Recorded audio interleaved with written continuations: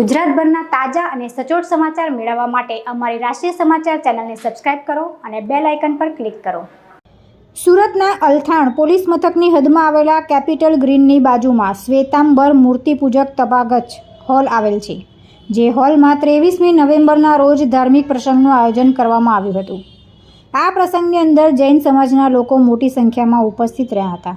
કાર્યક્રમમાં ઉપસ્થિત રહેલી જૈન સમાજની 6 જેટલી મહિલાઓના ગળામાંથી સોનાના ચેનની ચોરી થઈ હતી, જે અંગે રૂપિયા 6.97 લાખની સોનાની ચેનની ફરિયાદ અલથાણ પોલીસ ચોપડે નોંધાઈ હતી। અલથાણ પોલીસ દ્વારા આ મામલે ગુનો નોંધી તપાસ હાથ ધરવામાં આવી હતી। પોલીસે હોલમાં લાગેલા સીસીટીવી ફૂટેજ અને હ્યુમન ઇન્ટેલિજન્સ સોર્સના આધારે આરોપીઓને ઝડપી પાડવા અલગ અલગ ટીમો બનાવી હતી।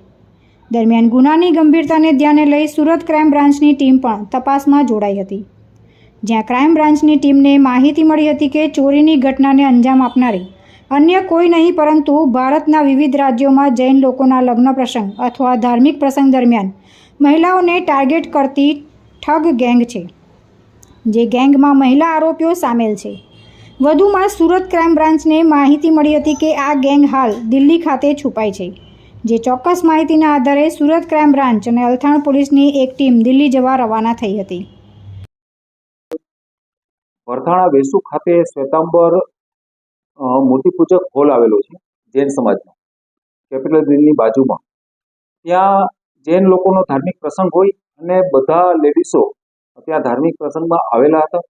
આવા વખતે બપોરના 12 થી 12:45ના સમયગાળા દરમિયાન આશરે 6 લેડીઝના ગળામાંથી ચેનની ચોરી થયેલાનું જણાવેલું। મામલો ખૂબ જ ગંભીર પ્રકારનો હતો।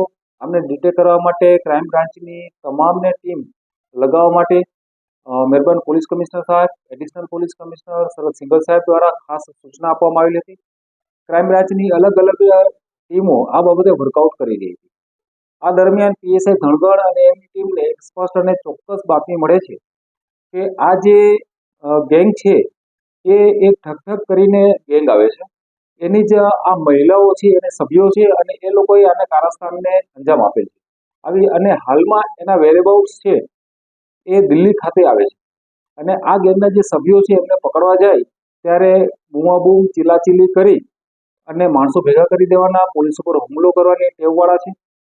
તાત્કાલિક ક્રાઇમ બ્રાન્ચની એક ટીમ, અલથાણ પોલીસની એક ટીમ તથા દિલ્હી પોલીસ જે એસટીએફ છે એનો પણ મદદ લઈ અને આમના ઘરે જ આ બાઈ હાજર મળી આવેલ। એમને તાત્કાલિક પકડવામાં આવેલ। એનું નામ છે વનિતા જયચંદ્ર રંગાસ્વામી।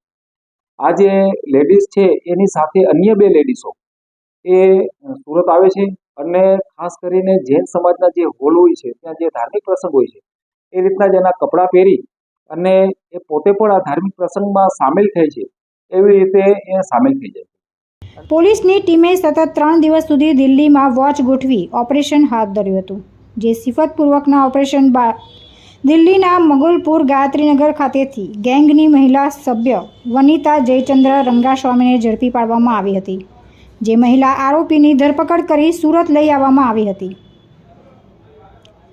તુલસી શર્મા સાથે રાષ્ટ્રીય સમાચાર, સુરત।